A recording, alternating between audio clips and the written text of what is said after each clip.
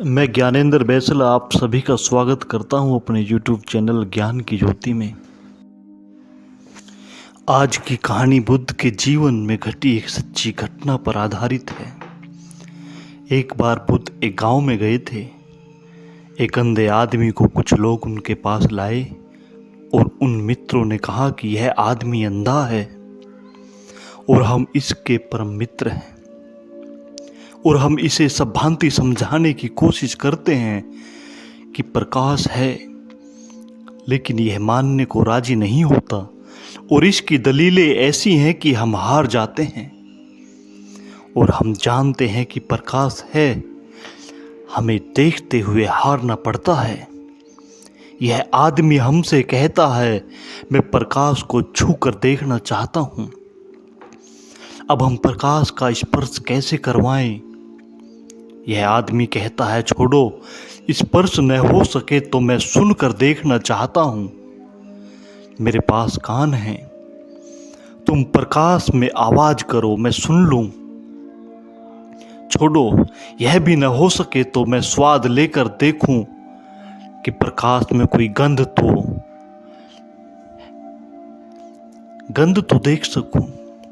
कोई उपाय नहीं, प्रकाश तो आंख से देखा जा सकता है और आंख इसके पास है नहीं।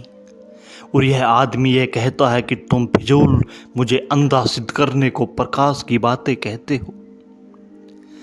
तुम भी अंधे मालूम होते हो। प्रकाश की इजाद तुमने मुझे अंधा बताने के लिए तय कर ली है। तो हमने सोचा आप इस गांव में आए हैं, शायद आप इसको समझा सकें। बुद्ध ने कहा, मैं इसे समझाने के पागलपन में नहीं पड़ूंगा। आदमी की आज तक मुसीबत ही उन लोगों ने की है जिन लोगों ने आदमी को ऐसी बातें समझाने की कोशिश की है जो उनको दिखाई नहीं पड़ती। मनुष्य के ऊपर उपदेशक बड़ी महामारी सिद्ध हुआ है। वे ऐसी बातें समझाता है जो उनको दिखाई नहीं पड़ती। तो बुद्ध ने कहा, मैं यह गलती करने वाला नहीं हूं और मैं यह समझाने वाला नहीं हूं कि प्रकाश है। मैं तो इतना कह सकता हूं, इस आदमी को तुम गलत जगह ले आए हो। मेरे पास लाने की जरूरत ना थी। किसी वैद्य के पास ले जाओ जो इसकी आंखों का इलाज कर सके। इस उपदेश की नहीं, इसे उपचार की जरूरत है।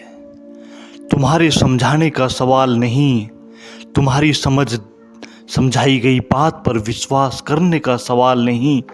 इसकी आंख ठीक होनी चाहिए और आंख ठीक हो जाए तो तुम्हें समझाने की जरूरत ना पड़ेगी। यह खुद ही देख सकेगा, खुद ही जान सकेगा। उनको बात ठीक जची। बुद्ध ने कहा है कि मैं तो धर्म का उपदेश नहीं मानता हूं, उपचार मानता हूं। तो इसे ले जाओ। वे उस अंधे को ले गए और भाग्य की बात थी कि वह अंधा कुछ महीनों के इलाज से ठीक हो गया। बुद्ध तो दूसरे गांव में चले गए थे। वह अंधा आदमी ठीक हो गया था।